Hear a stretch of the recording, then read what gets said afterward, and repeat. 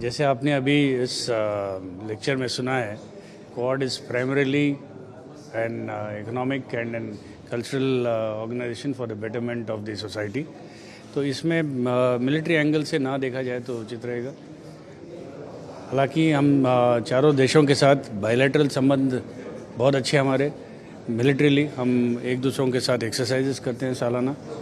So we are very close allies and friends militarily, but इसको Quad को उस angle से मत देखिए। हाल ही में जो देश की राष्ट्रीय अध्यक्षों की मीटिंग हुई अमेरिका में, हाइड्रोजन जेट को लेकर भी चर्चा हुई है। किस तरीके से देखते हैं, क्या कहेंगे? पहले तो ये कहना चाहूँगा कि जिस जो पोटेंसी है, हम ये what the fifth generation fighters can bring to us, that is more important. कौन सा जहाज़ होगा ये सेकेंडरी बात है।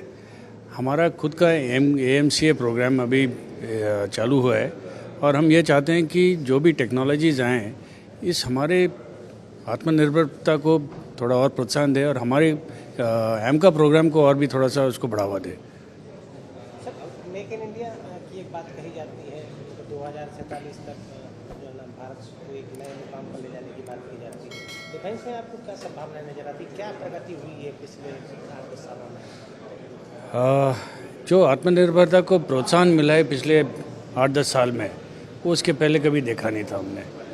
और जिस तरह प्राइवेट इंडस्ट्री का पार्टिसिपेशन हुआ है हाल के पिछले 6-7 सालों में, वो भी काफ़ी प्रशंसनीय है। और मैं देखता हूँ कि प्राइवेट और पब्लिक पार्टनरशिप इंडस्ट्रीज़ को दोनों को लेके साथ चलते हुए आगे जाके डेफिनेटली आने वाले 20-25 साल में जो इंडिजिनस कंटेंट होगा हर एक कंपोनेंट, हर एक इक्विपमेंट में, वो बहुत ज़्यादा होगा। सरकारी कंपनियों को लेकर अभी कुछ नाराजगी सामने आई थी, जिसमें कहा जा रहा था कि एचएएल टाइम पर डिलीवरी नहीं करता, ऐसी बातें सामने आई थी। तो क्या कमिटमेंट पूरे हो पा रहे हैं?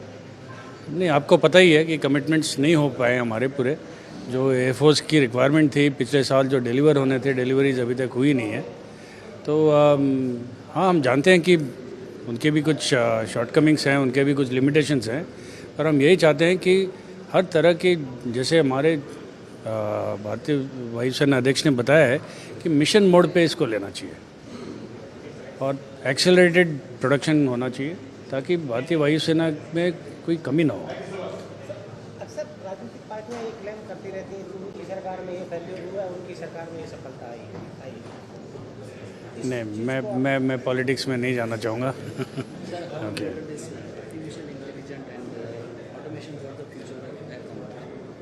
Absolutely, that is the future. The future of autonomous systems, particularly drones, when they're teamed along with manned aircraft, is the future of any air combat. Sir, what are the key technologies that India needs to focus on superiority? Starting from multi-layered air defense systems to hypersonic weapons to space-based and persistent surveillance platforms to fifth generation fighters, stealth platforms, the list is endless.